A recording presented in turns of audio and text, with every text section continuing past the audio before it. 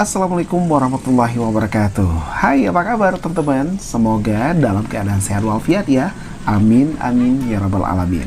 Selamat datang di channel YouTube Ronald Harsha. Teman-teman, sudah pernah nyoba belum salah satu jajanan khas tradisional Minangkabau yang satu ini, teman-teman? Ini rasanya enak banget, teman-teman. Enak pokoknya, nyesal kalau nggak nyoba ya. Jajanan ini hanya bisa kita temukan setiap hari Rabu dan Sabtu di Pasar Aur Kota Bukit Tinggi.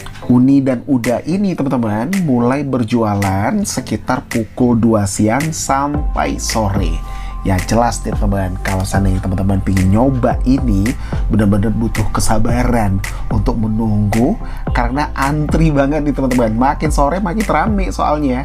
Nah, jajanan ini bisa kita dapatkan mulai dari 5.000, 10.000, 15.000, bahkan 20.000 sesuai dengan keinginan teman-teman. Jajanan ini teman-teman ada yang namanya kacimui, ada lopis, dan ada tumbang. Nah, bagaimana keseruannya?